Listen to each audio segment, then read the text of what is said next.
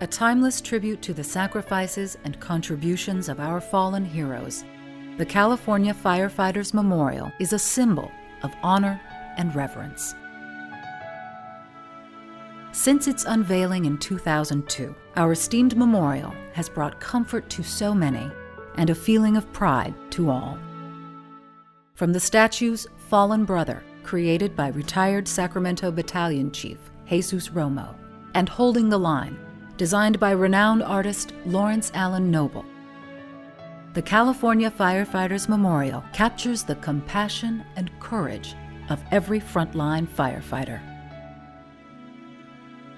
At the heart of the California Firefighters Memorial is its massive wall that embraces the lives of our brave men and women who sacrificed all. Over 1,000 names are inscribed on our memorial wall. Firefighters who died in the line of duty, dating all the way back to 1850, upon the inception of the great state of California. To honor their last and final alarm, a set of turnouts forever remain, signifying the presence of our fallen brothers and sisters will always be with us. We will never forget. Family members, friends, and colleagues of our fallen firefighters gathered together on a breathtaking fall afternoon to honor our bravest. Beginning the day's event, California Professional Firefighters and the California Fire Foundation hosted a special breakfast for the families of their loved ones. Over the years, this tradition has become a welcomed setting for family and friends to share stories and memories of our fallen. Led by a procession of honor guards, the pipes and drums of the California Professional Firefighters, flag presenters, the California Firefighters Memorial Ceremony commenced. Today is a day that we come together to remember 82 of our fallen brother firefighters. A day to reflect on who they were, what they stood for, and how they are to be remembered. It is not a day to grieve, although grief may creep in, but it is a day to honor them for what they have accomplished, who they are, and the sacrifices that they've made. This beautiful memorial is a touchstone to our profession. It's a place where California can come and see the dedication and courage of the fire service. A place to feel the cost, the heavy cost of that solemn commitment. High on a mountain over the hills, a single lady came. She saw purple mountains off to the west, to the east she saw the grassy plains. America, it's a sight for all to see, and crowned with gold from sea to shining sea. California's firefighters know their risks, and they know what they must sacrifice. Still, they not only jump into action, they do it with complete commitment and with great passion. It is not just work for them, it is their calling. 82 heroes risked their lives to save lives. And today, we ensure that their memory, their legacy, and their names live on. They will live on through this memorial, but more importantly, they will live on in the hearts of those that they rescued from danger, and the hearts also of those that gathered right here and those who love them. This is how we salute our fallen. This is how we acknowledge our loss. This is how we cope. This is how we mourn. This is also how we salute you, your families of our fallen.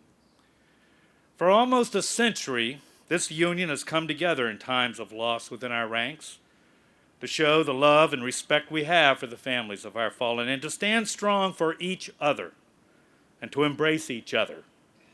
The IFF members and firefighters across this state, on behalf of the brothers and sisters that they have lost, those that are left behind.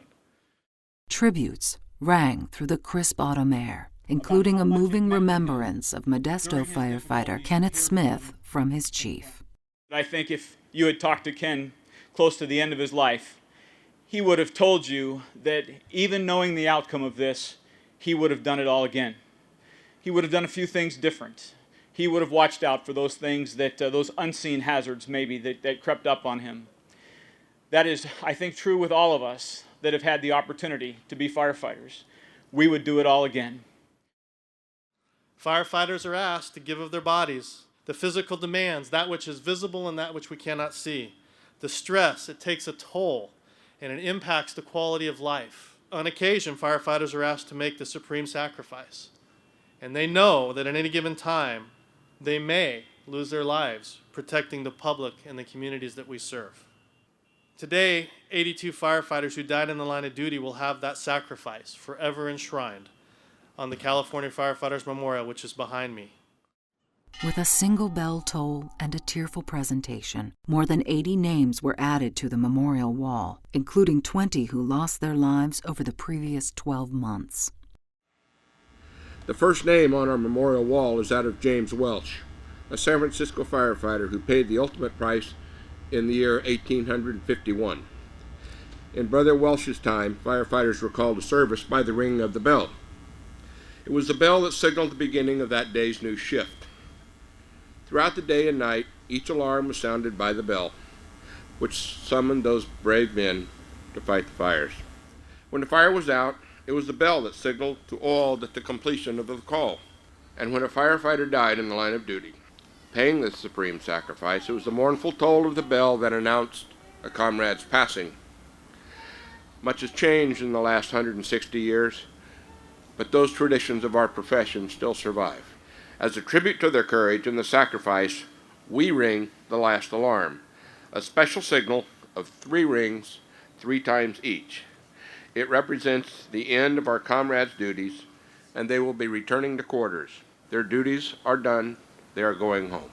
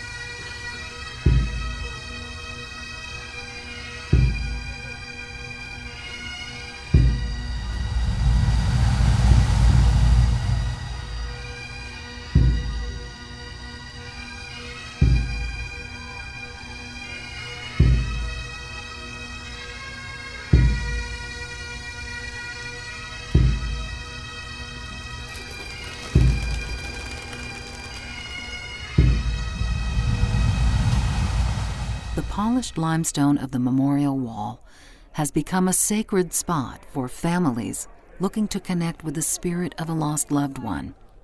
It's just amazing that they do that for these guys, because people don't understand,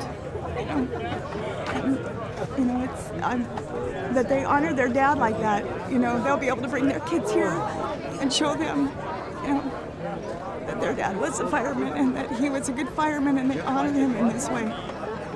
I was honoring my dad, Stephen Herman. So this whole experience has been really cool because all the firefighters have stepped up and helped us out.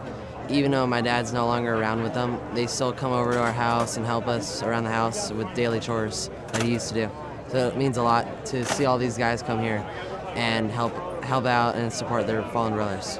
It's been a bittersweet experience to come here and to have everybody honor my husband the way we love him and honor him all these years. And it's such a wonderful feeling. It's almost like a closure that I can actually move on and keep him in my heart forever. We got to hold the flag in honor of Howard Robinson Doan to my father, Paul D. Stringer, and it was very sobering. It was, I can't describe it. It was an honor to do that. Even though Ken has passed on, he's no longer working with us, he's still part of our family and in our hearts, and so is his wife and his family. We try to remain in contact with him and do everything we can to make this transition as easy for them as we can, but we know it's difficult, but we made that pledge, and we really appreciate our state organization having a monument like this where we can come back once a year and reflect on those things and keep that commitment to never forget about Ken and our other brothers and sisters that are on the wall. Fire service has always been a family because we work so closely. This memorial is no different. We're a big family here, and whether you're a spouse or a brother or sister or a child or a grandchild, mother or father, no matter what, you're part of the family. We're never going to forget you. We're here for you. Please remember, you're in our hearts. We're never going to forget you.